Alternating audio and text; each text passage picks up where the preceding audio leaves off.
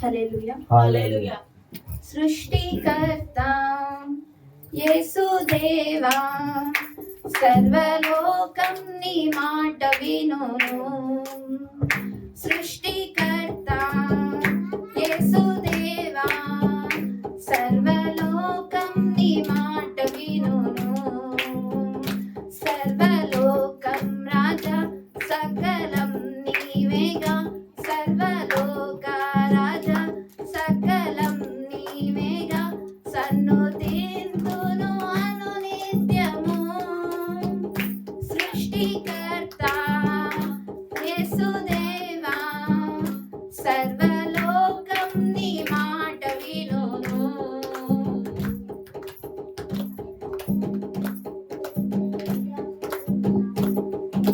Conan వివాహములో అద్భుతముగా నీటిని ద్రాక్షారసము చేసి కనలేని అందులకు చూపునొసగి చెవిటి మూగలవాగు చేసితివి. కానాన్ వివాహములో అద్భుతముగా నీటిని ద్రాక్షారసము చేసి కనలేని అందులకు చూపునొసగి చెవిటి మూగలవాగు చేసితివి. నీక సాధ్యమేదీ లేనే లేదు ఇలలో. ఆశ్చర్యకారుడా గొప్ప దేవుడవు. నీక సాధ్యమేదీ లేనే లేదు ఇలలో. ఆశ్చర్యకారుడా గొప్ప దేవుడవు. సర్వలోక రాజా సకలం నీవేగా. సర్వలోక రాజా సకలం నీవేగా. సన్నుతింతును అనునిత్యము.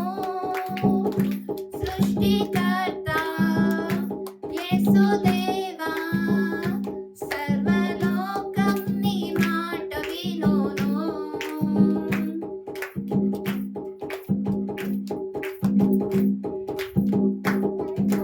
మృతుల సహితము జీవింపచేసి మృతిని గెలిచి తిరిగి లేచితివి.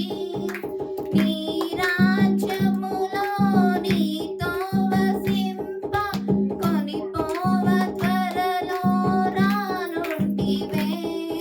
మృతుల సహితము జీవింపచేసి మృతిని గెలిచి తిరిగి లేచితివి. నీ రాజ్యములో నీతో వసింప కొనిపోవ త్వరలో రానుంటివే. నీక సాధ్యమేదీ లేనే లేదు ఇలలో. ఆశ్చర్యకారుడా గొప్ప దేవుడవు. నీక సాధ్యమేదీ లేనే లేదు ఇలలో. ఆశ్చర్యకారుడా గొప్ప దేవుడవు. సర్వలోక రాజా సకలం నీవేగా. సర్వలోక రాజా సకలం నీవేగా. సన్నుతింతును అనునిత్యము. సృష్టికర్త యేసుదేవా సర్వలోకం నీ మాట వినును. సృష్టికర్త యేసుదేవా సర్వలోకం నీ మాట వినును. సర్వలోకం రాజా సకలం నీవేగా. సర్వలోకం రాజా సకలం నీవేగా. సన్నుతింతును అనునిత్యము. సృష్టికర్త యేసుదేవా సర్వలోకం నీ మాట వినును. హల్లెలూయా హల్లెలూయా. చాలా మంచి చక్కటి పాట పాడి దేవుని యొక్క నామాన్ని మహిమపరిచిన పెట్టిన దేవుని దీవించి ఆశీర్వదించిన గాక. చాలా మంచి పాడారు. Thank you. God bless you. ఈ సమయంలో దేవుని యొక్క వాక్యం వెళ్దాం. ప్రేయర్ పిల్లరా.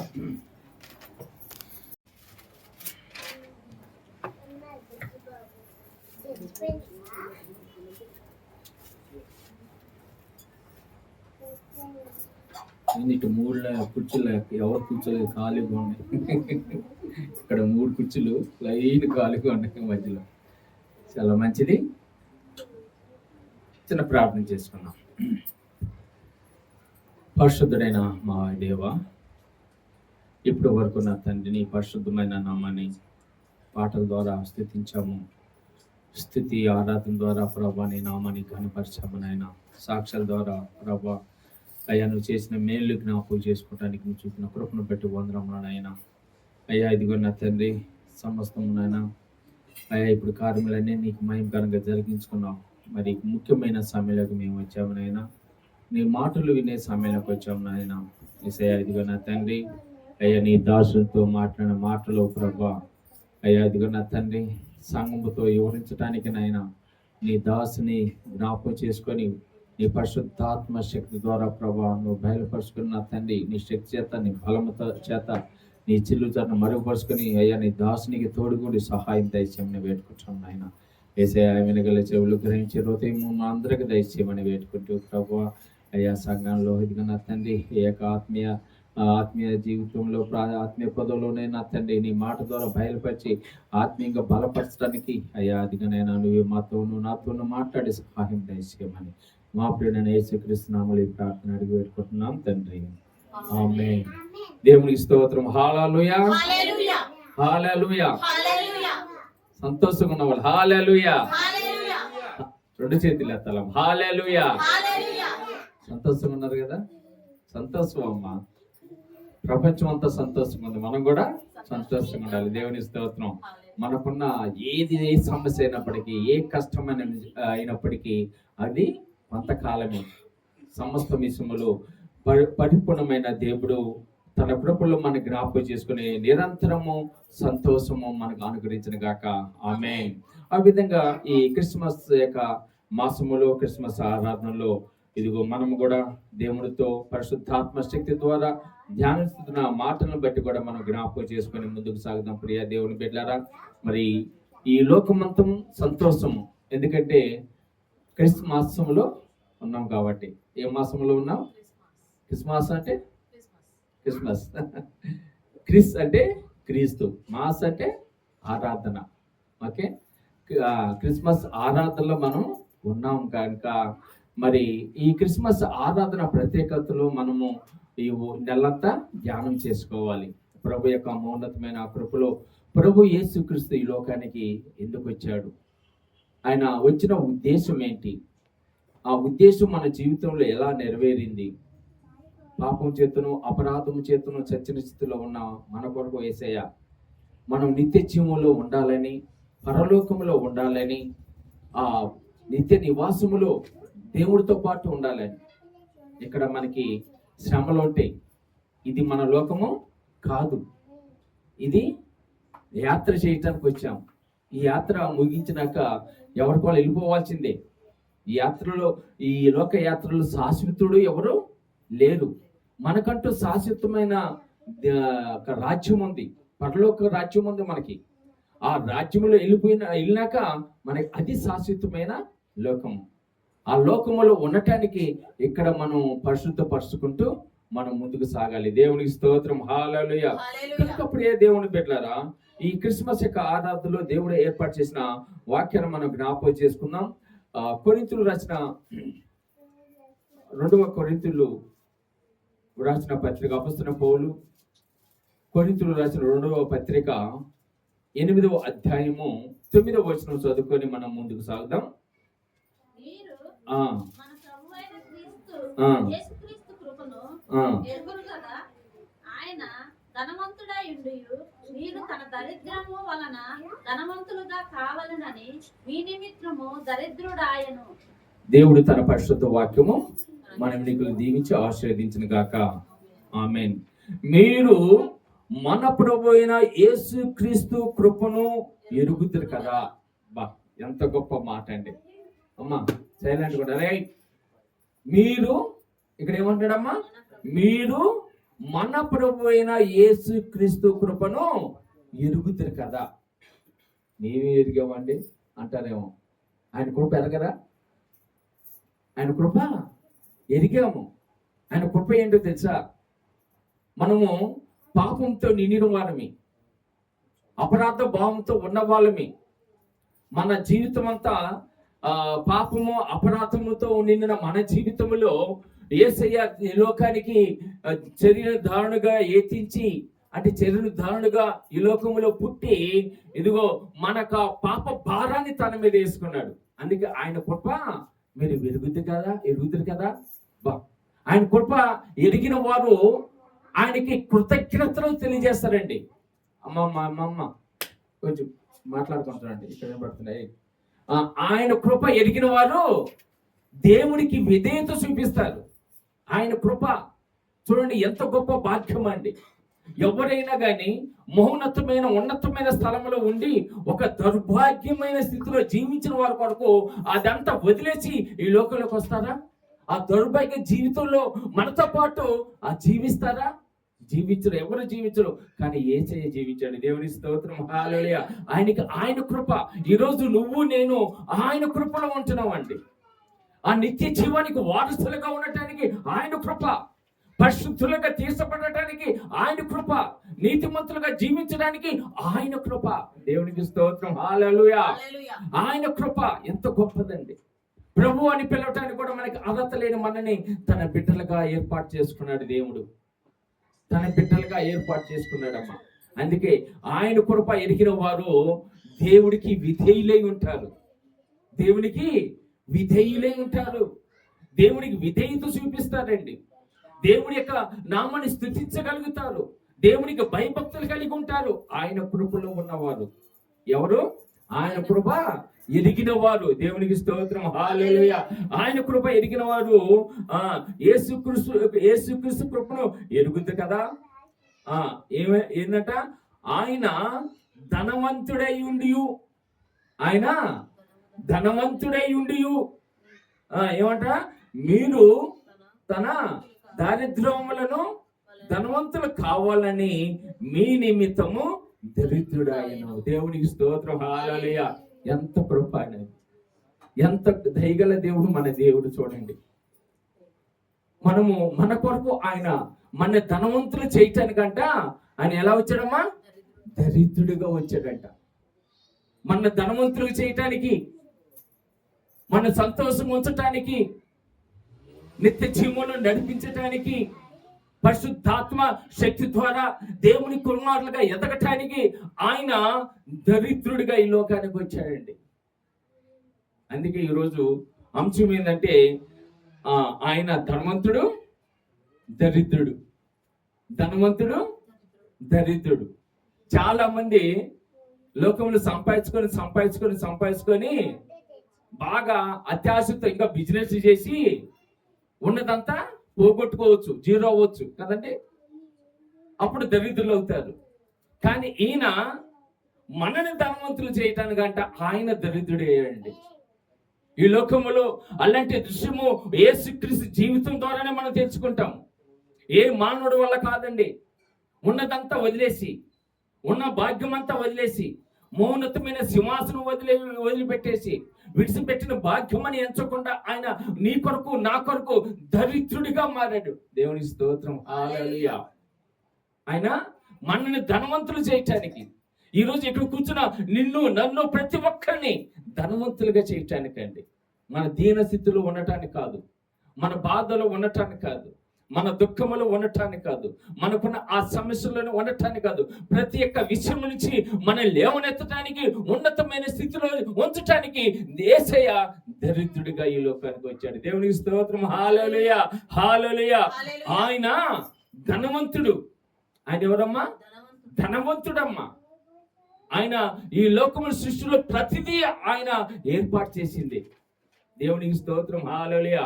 ఈ లోకములో ప్రతిదీ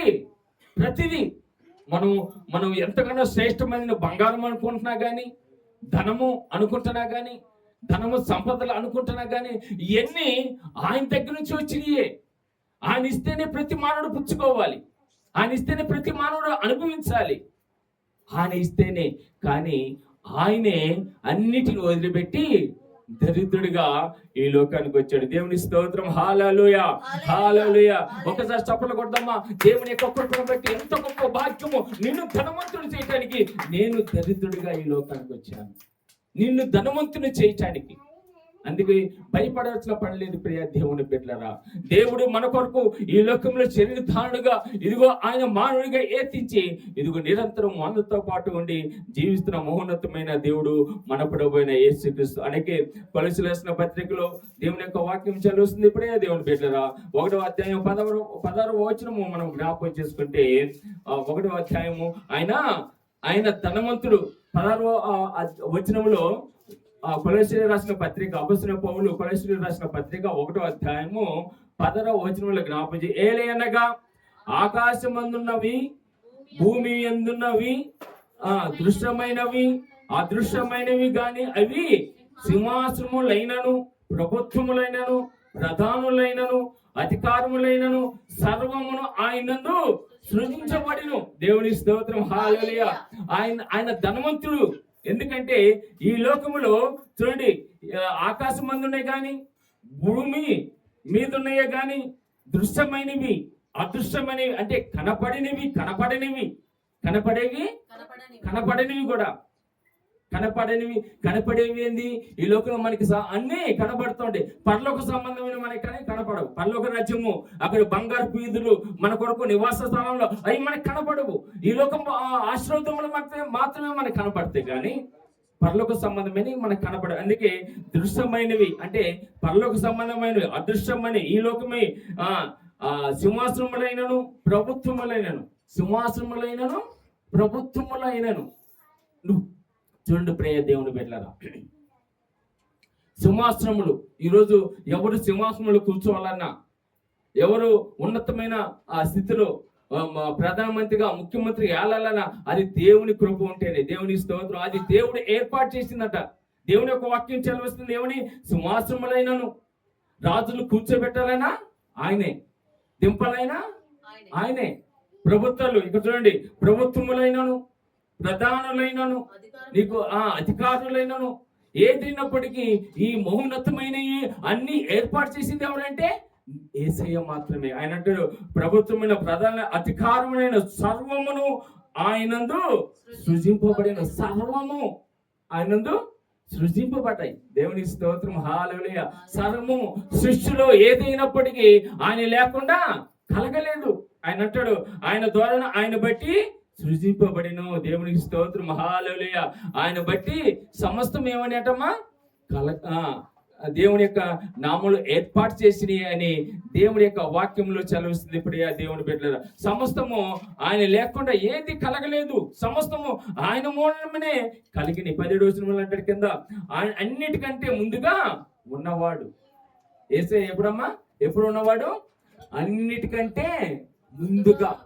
అంటే ఏదైతే రూపింపబడలేదో ఆ రూపింపబడే ముందుగానే ఆయన ఉన్నాడు. యేసయ్య ఉన్నవాడు.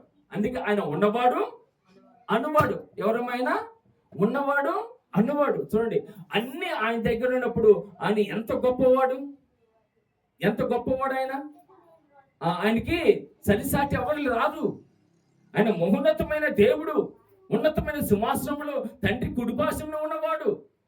కానీ ఆయన ధనవంతుడు. అందుకే ఆయన ధనవంతుడు సృష్టిలోనే ఉంది. అందుకే యోహాను సువార్తలో 1వ అధ్యాయంలో 1వ వచనం నుంచి మనం జ్ఞాపకం చేసుకుంటే, యోహాను సువార్త ఆదియందు వాక్యమును. వాక్యం అంటే ఏంటమ్మా? యేసయ్య. దేవుని స్తోత్రం. హల్లెలూయా. ఆదియందు వాక్యమును. ఆదిలోనే అంటే ఏంటి? ఆది కాలంలో సృష్టిని దేవుడు సృష్టి అంతా సృష్టించాడు కదా, సృష్టిని అంతా ఏర్పాటు చేశాడు కదా.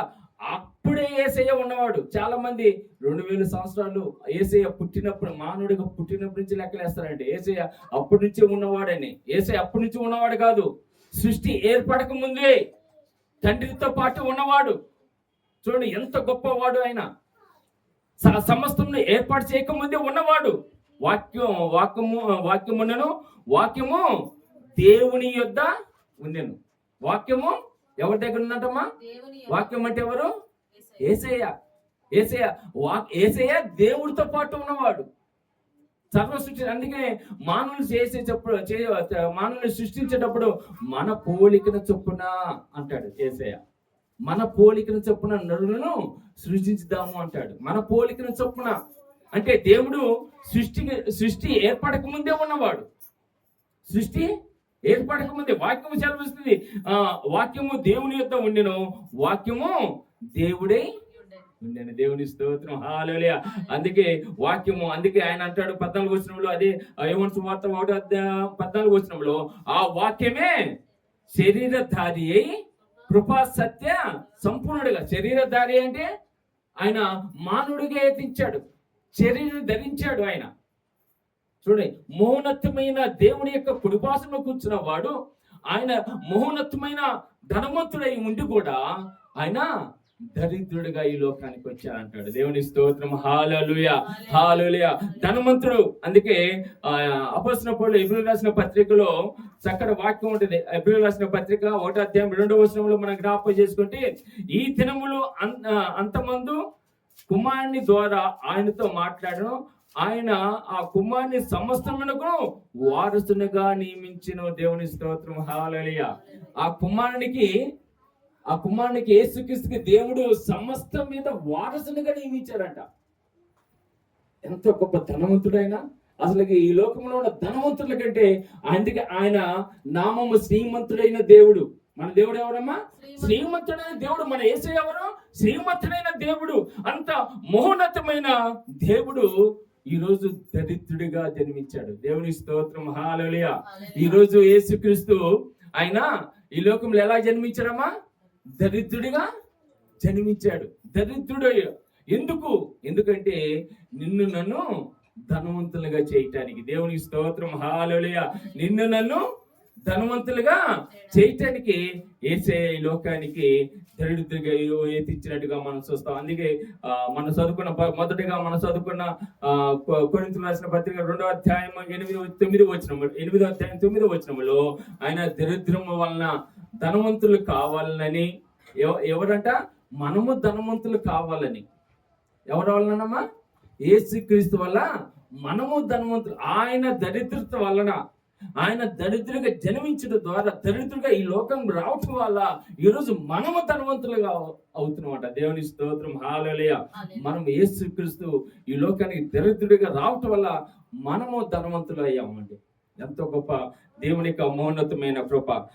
ఆయన ధనవంతుడై ఉండి దరిద్రుడిగా ఎలా ఉన్నాడో ఈ లోకంలో, ఏ విధంగా మనం ఆయన దరిద్రుడిగా జన్మించాడో కొన్ని వచనములు చూద్దాం. ప్రియ దేవుని బిడ్డలారా, లూకా సువార్త 2వ అధ్యాయము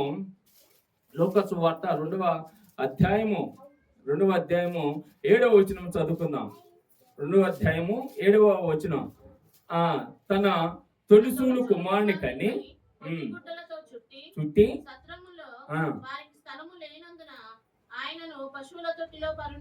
దేవుని స్తోత్రం, హల్లెలూయా. ఆయన ఎక్కడ పండబెట్టారంటమ్మా? ధనవంతుడు ఆయన అనుకుంటే ఎక్కడ పుట్టాలి? గొప్ప ఇళ్లలో పుట్టాలి, గొప్ప ఇళ్లలో పుట్టాలి. కానీ ఆయన ఎక్కడ పుట్టాడు? బాగా పేదవాళ్ళ కుటుంబంలో జన్మించడం. మరియమ్మ పేదరాలన్నమాట. ఆయన వాళ్ళు బాగా అంటే దీన స్థితిలో ఉన్నవాళ్ళు. ఆ గృహంలో ఆయన కోరి ఆ కుటుంబంలో జన్మించాడు. చూడండి, పెద్ద పెద్ద ధనవంతులు ఉన్నారు కదా, వాళ్ళ కుటుంబంలో జన్మించే పెద్ద పెద్ద రాజులు ఉన్నారు కదా, అధికారులు ఉన్నారు కదా, వాళ్ళ కుటుంబంలో జన్మించవచ్చు కదా. కానీ ఎందుకు జన్మించలేదు? ఎందుకు జన్మించిందంటే ఆయన దరిద్రుల కొరకే, దరిద్రుల ధనవంతులు చేయటానికే ఆయన దరిద్రుడిగా ఈ లోకాల్లో జన్మించినట్లుగా మనం చూస్తాం. ఆయన జన్మించినప్పుడు ఆయన సత్రంలో స్థలం లేదంట. సత్రంలో స్థలం లేదంట. ఆ సత్రం గురించి నేను ఒకసారి వాక్యం చెప్పాను, మీకు ఎంతమంది గుర్తుందో ఉందో లేదో తెలియదు. కానీ అసలు ఆ సత్రం ఎవరిదమ్మా? మనకి ఈ వారం చెప్పిన వాక్యం నెక్స్ట్ వారం గుర్తుండదు. ఏమీ చేద్దాం. ఆ సత్రం యేసయ్యదే. ఆ సత్రం ఏమిది? యేసయ్యదే. కానీ యేసయ్యకే స్థలం లేదంట. ఎలా మనం చెప్పాము? ఆ సత్రం ఎవరు కట్టారంటే రూతు బోయజు ఉన్నారు చూడు, వాళ్ళు వివాహం చేసుకున్నప్పుడు వాళ్ళ వివాహానికి గుర్తుగా వాళ్ళు కొత్త గృహం నిర్మించుకున్నారు ఆ రోజుల్లో. ఆ గృహమే ఈ సత్రము. ఆ తర్వాత దావీదు ఆ గృహంలోనే జన్మించాడు. ఆ తర్వాత కియోం అనే రాజు ఆ కాలంలో ఆ రాజులకు అప్పచెప్పించి ఆ రాజుల తర్వాత కాలంలో అది సత్రముగా మారిపోయింది. అది సత్రముగా మారిపోయింది. అంటే క్రీస్తు వంశ వాళ్ళు ఉండి ఆ వంశ వాళ్ళు ఉన్న వాళ్ళదే ఆ ఇల్లు. క్రీస్తు ఆ సొంత ఇల్లు. అది దేవుడి యొక్క ప్రణాళిక చూడండి. ఆయన గృహంలోనే జన్మించాడు, కానీ ఆయన గృహంలోనే స్థలము లేదు. దేవుని స్తోత్రం, హల్లెలూయా. దానికి సాదృశ్యంగా మీకు వాక్యం చెప్పాను. నిన్ను నన్ను తన బిడ్డలుగా ఏర్పాటు చేసుకున్నాడు, కానీ ఆ మానవ హృదయంలో యేసయ్యకి స్థలం లేదు. ఈ రోజులో దానికి సాదృశ్యంగా వాక్యం చెప్పాను. ఆ రోజు ఆ సత్రం ఆయనదే, మనం ఆయన వారమే, ఆయన రక్తంలో కడగబడిన వారమే. ఆయన మౌనతమైన కృపలో ఇదిగో దేవుడు మన ఏర్పాటు చేసుకున్నాడు, కానీ మన జీవితంలో ఆయనకి స్థలం లేదు. మన హృదయంలో ఆయనకి స్థలం లేకుండా చేస్తున్నాం. మనకి ఏముంది మన హృదయంలో అంటే, మన ఈ లోక సంబంధమైన సమస్తాన్ని నింపుకుంటున్నాం, కానీ ఈ లోక సంబంధమైన కావచ్చిన హృదయంలో నింపుకుంటున్నాం, కానీ మన యేసయ్యను మాత్రం హృదయంలో ఉంచుకోవట్లేదు. యేసయ్యకు మాత్రం హృదయంలో స్థలం లేకుండా అయిపోయింది. అంత బిజీ మన యొక్క హృదయం అయిపోయింది. అందుకే ఆ సాదృశ్యంగా వాక్యం చెప్పాను. దాదాపు 4 సంవత్సరాలు అవుతుందండి, ఇప్పుడు కాదు. ఆ సత్రం వేసేది, కానీ ఇప్పుడు ఆ సత్రంలో యేసయ్యకు స్థలం లేనందువల్ల ఆయన తీసుకొచ్చి ఎక్కడ పెట్టారు? పశువుల తొట్టిలో పరుండు పెట్టారండి. పశువుల తొట్టిలో పరుండు పెట్టారు. చూడండి, ఈ రోజులో ఒక శిశువు పుట్టినప్పుడు వెంటనే ఆ శిశువుకి మంచి పరుపు, మంచి మెత్తని బట్టలు, మంచి ఎందుకు రెడీమేడ్ పరుపులు దొరుకుతున్నాయి కదా, పిల్లల పరుపులు. అది తీసుకుని ఎంత ముద్దుగా పెడతామో, ఎంత కాస్ట్లీ మనకున్న స్తోమతను బట్టి కదా. వేల మిడిల్ క్లాస్ అయితే వేలలో లక్షాధికారులు ఉన్న ఆ పరుపులు తీసుకొచ్చి పెడతాం, కానీ యేసయ్యకి ఏమి లేదు. ఉరిగడ్డి తినే ఆ పశువుల పాకలో యేసయ్య జన్మించాడండి. ఎంత దీనాతి దీనమో చూడండి ఒకసారి. ఎందుకు ఆయన అంత దరిద్రుడిగా జన్మించాడంటే నీ కొరకే, నా కొరకే. ఏ రోజైనా ఆయన కృపను గుర్తెరిగావా? ఆయన కృపని మనం తెలుసుకున్నామా? ఆయన కృపని తెలుసుకున్నవారండి నిజంగా ఆయన కృపని మీరు తెలుసుకున్నప్పుడు, యేసయ్య నా కొరకు ఇదిగో ఆయన జీవితంలో ఆయనకున్న సమస్తమును వదిలిపెట్టి దరిద్రుడిగా ఈ లోకంలో నా కొరకు జన్మించాడు, నేను కూడా ప్రభు కొరకు జీవించాలి అనుకున్న వాళ్ళు ఎంతగా ఆశీర్వదించబడతారు, ఎంతగా ఆత్మీయంగా దీవించబడతారంటే ఉన్నతమైన స్థితిలో ఉంటారు వాళ్ళు. దేవుడి కొరకే కొనుక్కున్న దేవుడే, లేచిన దేవుడే, దేవుడి కార్యములు కుంటుపడిపోనిరండి. దేవుడి కార్యములు పాల్పు పొందుకొని దేవుడికి మహిమకరంగా జీవిస్తారు. కానీ మనకి ఆలోచన లేదు. ఆయన కృప మనం తెలుసుకోలేకపోతున్నాం. ఆయన కృపను మనం గుర్తిరగలేకపోతున్నాం. అందుకే మనం వెనకాల ఉంటున్నాం. ఎప్పుడైనా మన ఆయన కృపను గుర్తిరిగి, నా దేవుడు నా కొరకు ఉన్నతమైన సింహాసనం వదిలిపెట్టేసి, తండ్రి సింహాసనం వదిలిపెట్టేసి ఇదిగో నా కొరకు దరిద్రుడిగా ఈ లోకానికి ఎత్తించాడు కదా అని ఆయనను మనం ఎంతగానో ఆయన నామాన్ని స్తుతించగలుగుతా. దేవుని స్తోత్రం, హల్లెలూయా, హల్లెలూయా. అందుకే ఆయన పశువుల తొట్టులు ఏమైందమ్మా? పరుండు పెట్టారు. దేవుని స్తోత్రం. ఇంకా పశువుల తొట్టులు కూడా ఆయన్ని సత్రములు స్థలము లేనందువల్ల ఆయన పశువుల తొట్టులు పరుండు పెట్టినట్టుగా, అంటే అంత దీన స్థితిలో ఉన్నట్టుగా మనం చూస్తాం. మత్తయి సువార్తలు అందుకే 8వ అధ్యాయము 20వ వచనములో దేవుని యొక్క వాక్యం చదవస్తుంది. ఇప్పుడే దేవుని బిడ్డలారా, మత్తయి సువార్త 8వ అధ్యాయము 20వ వచనంలో మనం చూస్తే, అందుకు యేసు నక్కలకు బొడిలును ఆకాశ పక్షులకు నివాసములు కలవు గాని మనుషు కుమారునికి తలదాసుకోవటానికైన స్థలము లేదని అతనితో చెప్పాను. ఒక బోధకుడు, ఒక వ్యక్తి అడుగుతున్నాడు. ఒక శాస్త్రి వచ్చి, బోధకుడా నువ్వు ఎక్కడ ఉంటావు? నీ ఇల్లు ఎక్కడ? నేను కూడా నీతో పాటు వస్తాను. ఆయన అనుకుని ఉంటాడు, యేసయ్య అందరికి సమస్తముని కలిగిస్తున్నాడు, సమస్తము ఆశీర్వాదములు ఇస్తున్నాడు. ఆ యేసయ్య ఇల్లు ఎంత బాగుండును అనుకుని ఉంటాడేమో ఆ వ్యక్తి అనుకుని ఉంటాడు, శాస్త్రి అనుకుని ఉంటాడు. యేసయ్య నువ్వు ఉన్న చోటికి నేను వస్తాను, నీ ఇంటికి నేను వస్తాను అంటే యేసయ్య అంటున్నాడు, ఎక్కడికి వస్తావు? నాకు ఇల్లే లేదే, ఎక్కడ చీకటి పడితే అక్కడ పడుకుంటాను, నాకు ఇల్లు లేదు. నక్కలకు బొరియలు ఉన్నాను, ఆకాశ పక్షులకి నివాసాలు ఉన్నాయి కలవు గాని మనసు కుమార్ని తలదాచుకోవటానికైనా స్థలం లేదని అతనితో చెప్పాను. ఎంత దీనస్థితితో జ్ఞాపకం చేసుకోండి. ఈ లోకంలో అన్నిటికీ ఆకాశ పక్షులు గూళ్ళు ఉన్నాయంట, నక్కలకేమో బొరియలు ఉన్నాయంట, జంతువులకి వాళ్ళ నివాస స్థలాలు ఉన్నాయి, మనుషులకి వాళ్ళ గృహాలు ఉన్నాయి. కానీ ఆ సమస్తము కలిగించిన నాకు ఇల్లు లేదు, నాకు ఇల్లు లేదు, నాకు ఇల్లు లేదు అంటే ఆయన రిత్నిగా ఈ లోకానికి వచ్చాడు. ఆయన అనుకుంటే ఎంత మౌనతమైన స్థితిలో ఉండొచ్చు, కానీ ఆయన దీనంగా ఎంత ప్రేమ ఒకసారి జ్ఞాపకం చేస్తుంది. ఆయన ప్రేమ ఎంత గొప్పది. నీ కొరకు నా కొరకు ఆయన నివాస స్థలముగా చేసుకోలేదండి, నిరంతరము మన కొరకే తన జీవితం అంకితం చేసుకున్నాడు. మన కొరకే మన ధనవంతులు చేయడానికి ఆయన దరిద్రుడిగా ఈ లోకంలో జన్మించాడు. ప్రియ దేవుని బిడ్డ, అంత ప్రేమ యేసయ్య ప్రేమ. ఎంత ప్రేమయా నేనంటే నీకు,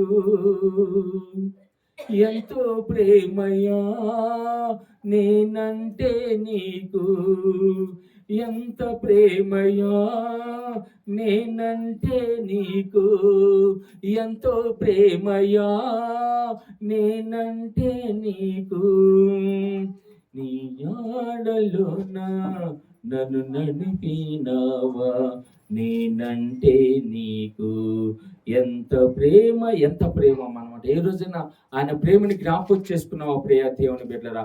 అందుకే ఆయన ప్రేమ మహోన్నతమైనది, ఉన్నతమైనది. ఆయన కృప ఏ రోజైనా గుర్తెరిగావా? ఒకసారి ఆలోచన చేసుకొని ఆయన దరిద్రుడిగా ఈ లోకంలో జన్మించడం ద్వారా నువ్వు నేను ధనవంతులుగా ఎదిగినట్లుగా దేవుని యొక్క వాక్యంలో చదివిస్తాం. అందుకే అపొస్తలుడైన పౌలు ఫిలిప్పీయులకు రాసిన పత్రికలో దేవుని యొక్క వాక్యంలో సమస్తమును వదులుకున్నాడమ్మా. ఆయన నీ కొరకు నా కొరకు ఆయన సమస్తమును వదులుకున్నాడు, సమస్తమును వదులుకున్నాడు. ఎవరైనా వదులుకుంటారా ఈ రోజుల్లో? ఈ రోజుల్లో ఎవరైనా వదులుకుంటారా?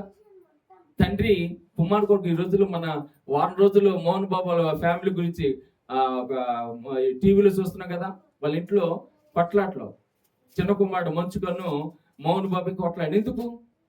తండ్రి ఆస్తి పంచలేదని. కానీ ఈ కుమారుడు అలాగంటే వాడు కాదు, దరిద్రుడిగా తండ్రి యొక్క చిత్తము జరిగించటానికి ఆయన దరిద్రుడిగా ఈ లోకానికి వచ్చినట్టుగా సమస్తముని వదిలిపెట్టేశాడు. ఆయన సమస్తాన్ని దేవుని యొక్క చిత్తము జరిగించటానికి.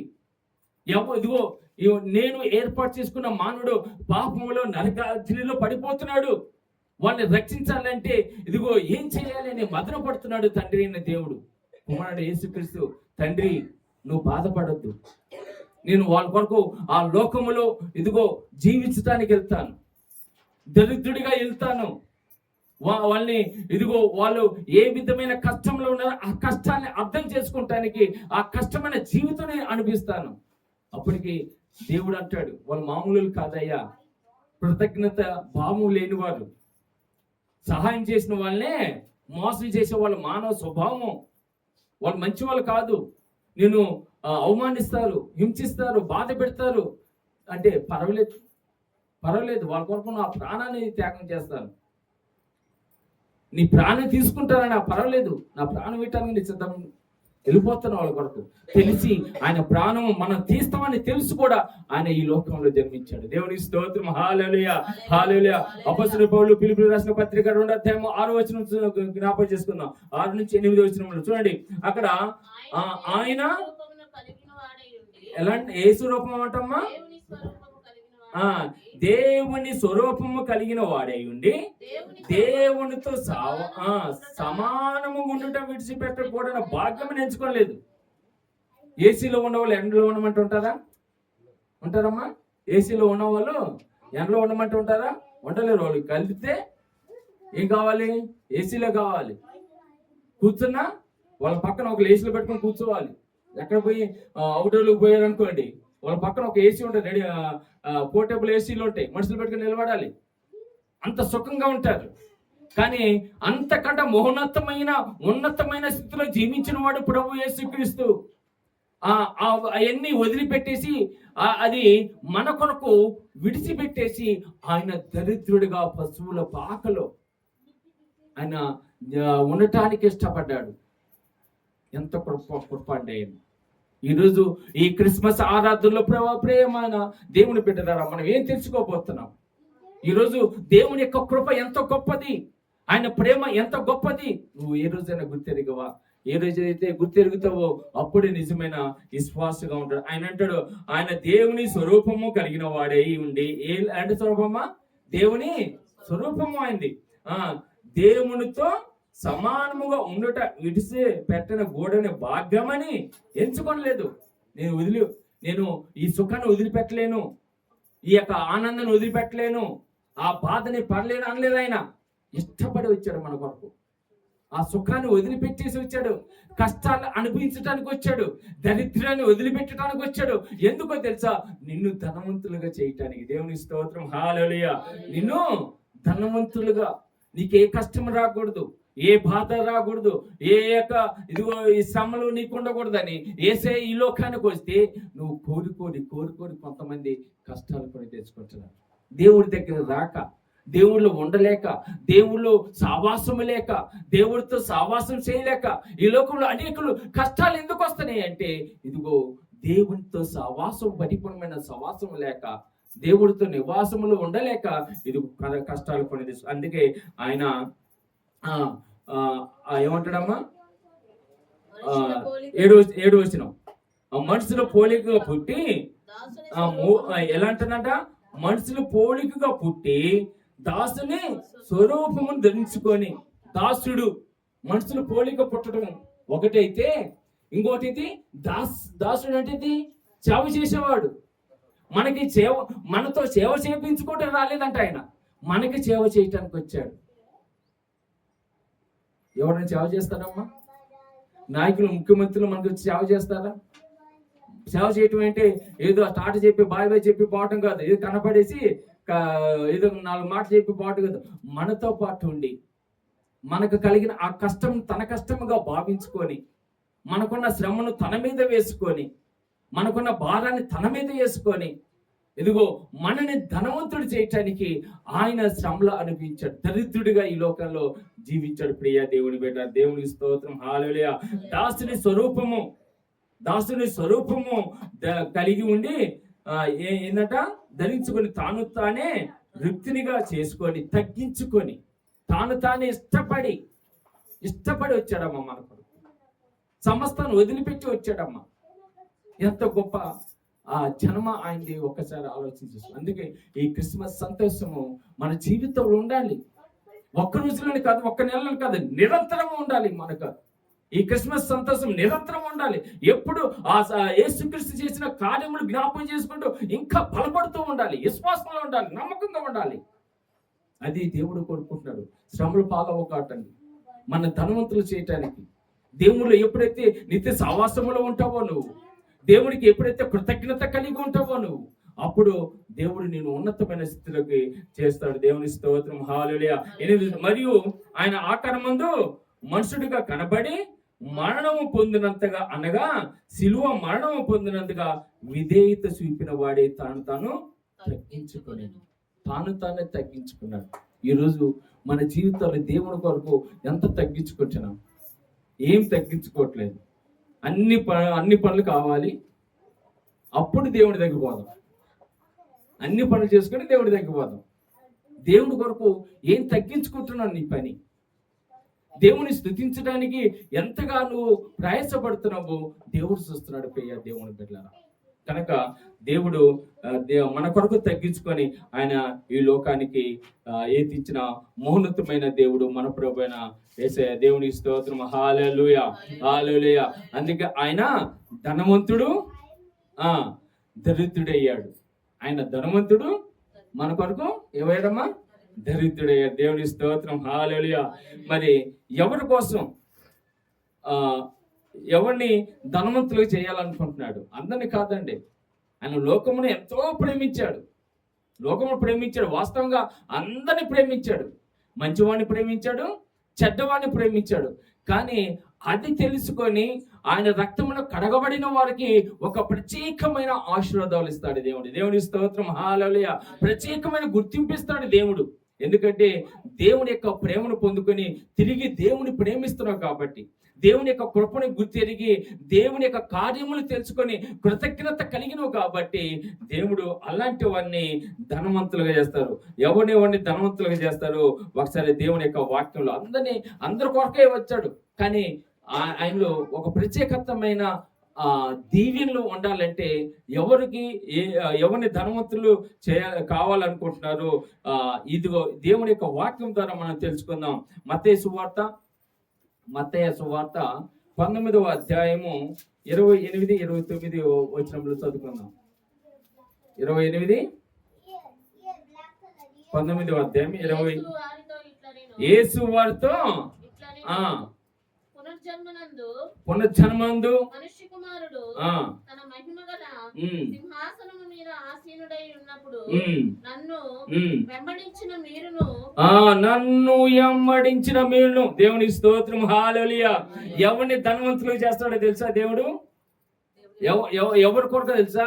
ఆయన దరిద్రుగా ఈ లోకానికి ఎత్తించినా గాని అది గుర్తెరిగిన వారు, కృపను తెలుసుకున్నవారు, ఆయన ప్రేమను గుర్తెరిగిన వారు, తెలుసుకున్న వారు మాత్రమే ఇక్కడ ఏమంటాడమైన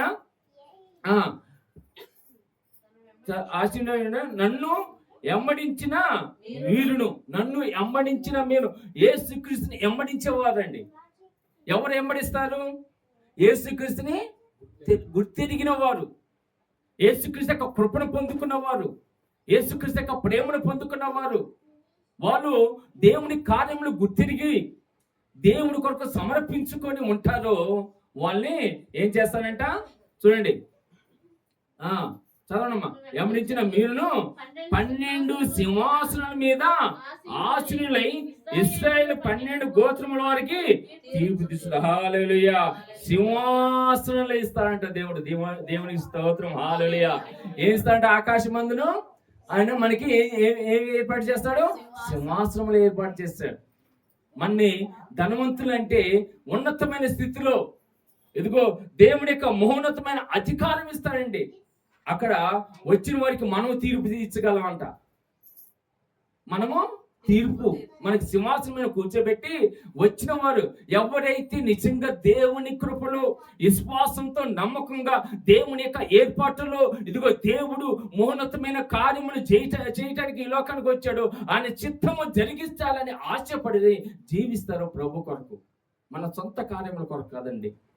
మన సొంత కార్యముల కొరకు జీవిస్తే మనం ఎప్పుడూ దేవుని యొక్క కార్యములు పాల్పు పొందుకోలేము, ఉన్నతమైన స్థితిలో ఉండలేము. మనం దేవుని యొక్క నిత్య నివాసంలో ఉండలేము, దేవుని పరలోకంలో ఉండలేమండి.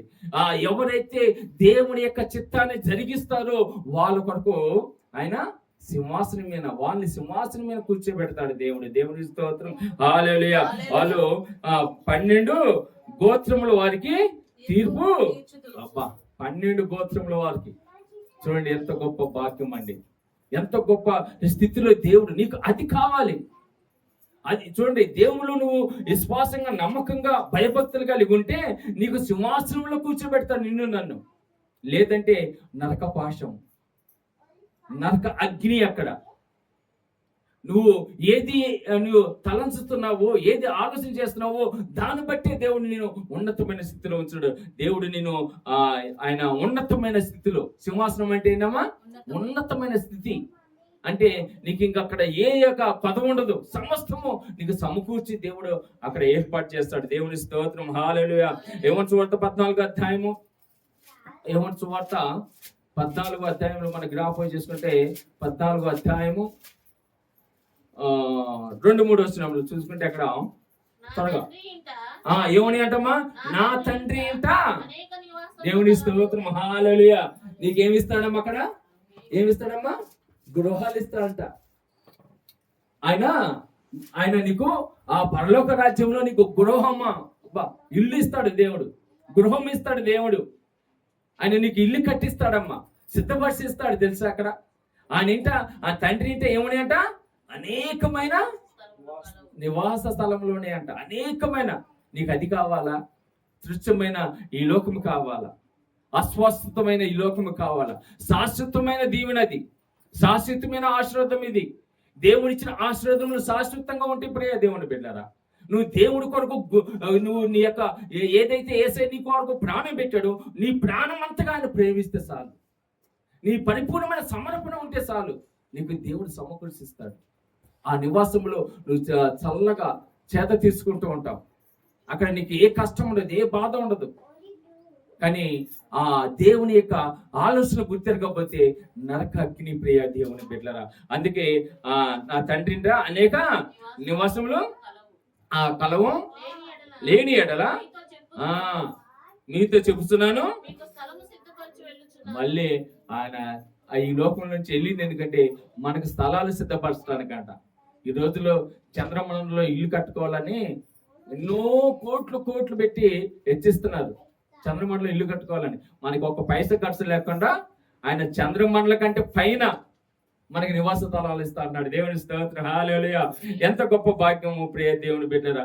అందుకే కొరింథీయులకు రాసిన పత్రిక అపోస్తలుల పౌలు 3:21 జ్ఞాపకం చేసుకుంటే అక్కడ సమస్తమును మీవి అంటున్నాడు దేవుడు. సమస్తము నేను ఏర్పాటు చేసిన సమస్తము మీవే, మీ కొరకే నేను ఏర్పాటు చేసిన. 21వ వచనం, కాబట్టి ఎవడును మనుషులు యందు అతిశయపడకూడదు, సమస్తను మీవి, పౌలైనను అపౌలైనను, కైఫ అయినను, లోకమైనను, జీవమైనను, మరణమైనను, ప్రస్తుత మందును ఏనను, రాబోయేనను, సమస్తమును మీవే, మీరు క్రీస్తు వారు.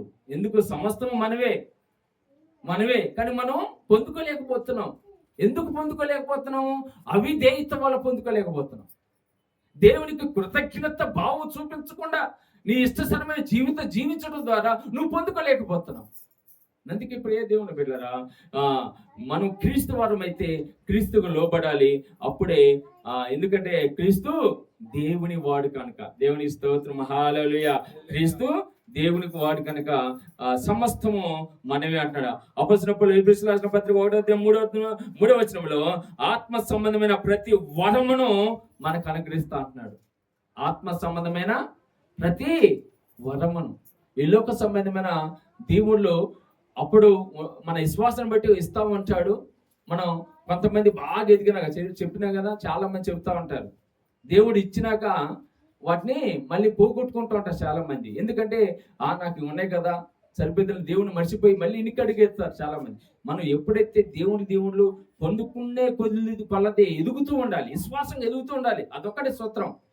ఎప్పుడైతే దేవుళ్ళు బలపడుతూ ఉంటామో అప్పుడు మనం స్థిరపడుతూ ఉంటాం. దేవుని స్తోత్రం, హల్లెలూయా. అందుకే తీగలనే చూడండి. కానీ అపోస్తలుల పౌలు ఎఫెసీయులకు రాసిన పత్రిక 1:3 ఆత్మ సంబంధమైన ప్రతి వరమును మీకు అనుగ్రహించిన అంటాడు. అందుకే పేతురు కూడా 1:4 మొదటి పేతురులో వాడబారిని ఏదైనను శ్వాసము మీకు కలుగును. వాడబారని అంటే మీకు ఇచ్చేయి ఎలాంటి అంటే శ్రేష్టమైన ఇస్తాడంట దేవుడు. శ్రేష్టమైన ఆశీర్వాదములండి, పొయ్యి ఆశీర్వాదములు కాదు. దేవుడు ఇచ్చేయి ప్రతిదీ శ్రేష్టమైనవి. ఎందుకు?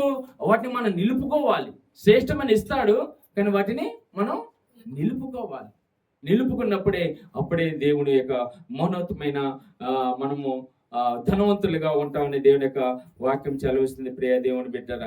కనుక దేవుని యొక్క మౌనతమైన కృపలో దేవుడు ప్రభు యేసుక్రీస్తు ఈ లోకంలో జన్మించినప్పుడు ఆయన రుత్నిగా, ఆయన దరిద్రుడిగా ఈ లోకానికి జన్మించాడు.